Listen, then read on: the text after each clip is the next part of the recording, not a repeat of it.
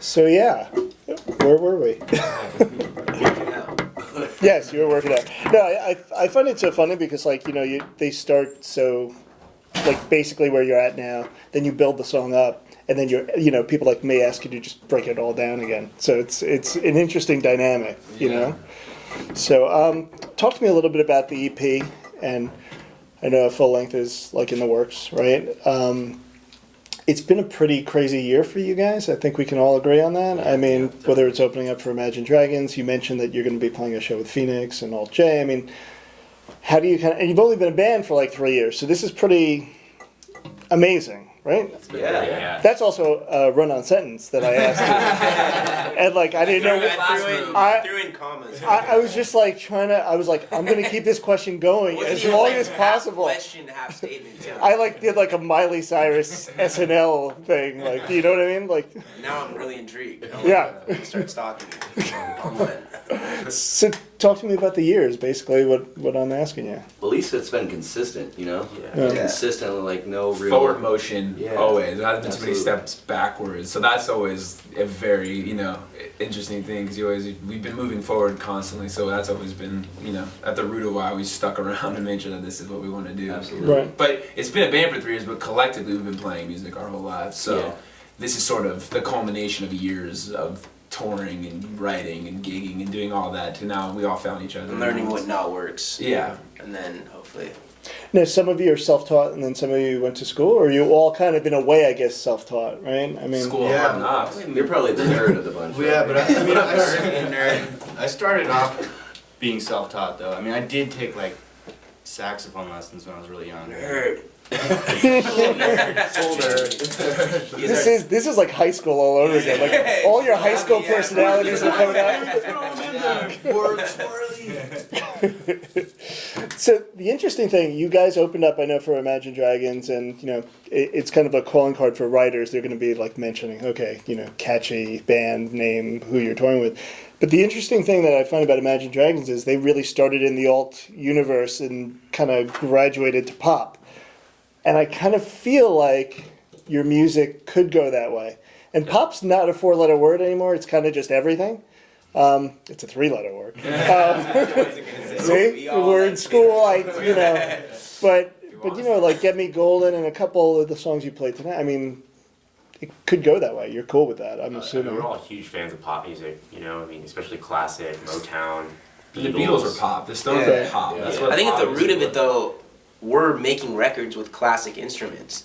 So if you listen to our records, you're not going to hear like crazy synth sounds or some dub like bass effect or whatever. DFD drums. Right, DFDs. It's all real whirlies and basses and Telecasters and acoustic guitars and pianos and so that's the foundation of it all. You could go into your garage as a 5-piece Yes, band and play and exactly do what what you're we're doing on that Yeah. record. It just has a pop gloss to it because the 5 of us, there's somewhere deep down there's an pop influence that comes out. Well, I think pop gets a bad rap because, mixed in with the genre is, the people who can't play their own instruments and they can't.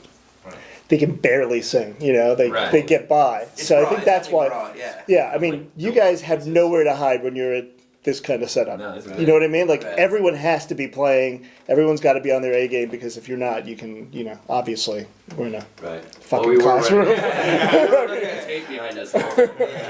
Tracks.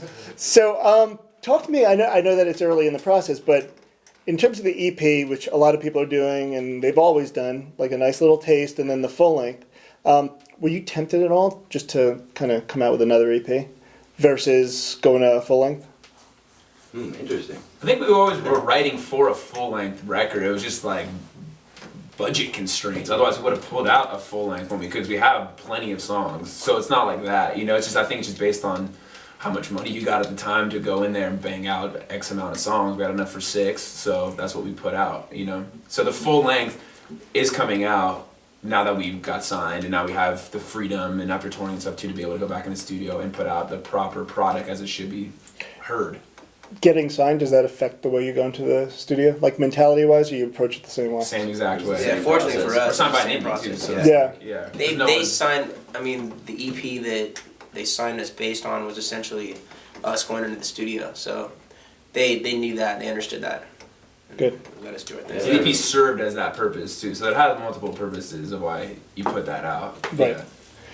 I get the feeling with you guys, which is I don't want to say it's a rarity. It's not, but like you really enjoy playing with each other. That sounds so terrible, but you know what I mean. Like you can actually we're in the classroom and I'm like, please don't play with each other. Don't play with each other. But like you know what I mean. And I think that in order for an audience to kind of feed off the energy, the band, and a friend of mine says this all the time, like you have to see that the band actually likes what they're doing on stage, and you like totally can tell when you guys are playing. Because it's kind of like you're feeding off of each other, but you're kind of in your own world. It's actually it's a nice vibe that a lot of people don't necessarily do. So Cool. I think that's all really like we have. I mean, the parts are so simple, and we all kind of like when we go into writing a song, we write for the song. It's like, oh, I want to do this crazy 6/8 drum beat I've been working on, or whatever. We just really try to get in there. But I think when we get on stage, especially, like I feel like a 10-year-old kid on Christmas, like playing with Cecil on bass, and we're smiling at each other, or like them coming back and falling into me, or like. Last night we trashed my drum set on stage. You know, channel a little Who in there. But I mean, it's all really just like, it's why we're here, you know? I mean, we just have so much fun. I mean, at the end of the day, it's... It's honest, right? Yeah, I mean, it really is. It's just honest fun, man. I mean, it's what... It's genuine. No, if we didn't like each other, shit would be done a long time. Close, tight quarters. Maybe we don't like each other, but we like playing together. right. It's this part that you don't like, but playing is totally fine. No, but I mean, I really think that a lot of audiences now are pretty sophisticated, and they can pretty much tell. They can when, see through it. Yeah. You know what I mean? Absolutely. They can tell when something's not genuine. So. Yeah, you guys love it. Well, cool. So talk me, wrapping this up, tell me what we can expect. New year, new album, couple of one-off shows. I know you just wrapped a tour, right? We're on it right now. Oh no, you're mid way that's through. right. Yeah. So I mean, Just kind of getting started on just this keep him one. busy. Yeah. We'll finish this tour, we go back home for a little bit, we play some one-offs until the new year, and then we'll be back out. Final It would touch. totally suck if you guys hated making music, because like not only you come out with an EP and then you have to tour and then you have to go to the studio, you make a full length and you have to do it again, and it's all within probably a 6-month period. Yeah, and then again. Yeah, then again. Yeah. So because Seeing Imagine Dragons, I mean, we played Yeah. with them at the Viper Room Yeah. to 150 people a year and a half ago, Mhm. and they haven't been home since.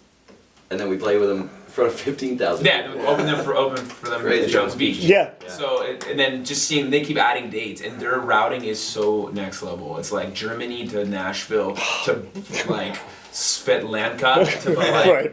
wherever. Back you to know? Germany. Back to Germany. You're like, what are you? And they just then keep back to adding. It's the Svetlanka. never-ending tour. Well, you have to- it's kinda Svetlanka's like- beautiful this time of year too. Just to let you have to ride the wave basically. Right? Greener. Well, cool guys, good luck. You know? Thank you, man. Yeah. Definitely, anytime you want to play music in the classroom, come back. Yeah, Thank you. All right, thanks guys. Cool. Cheers.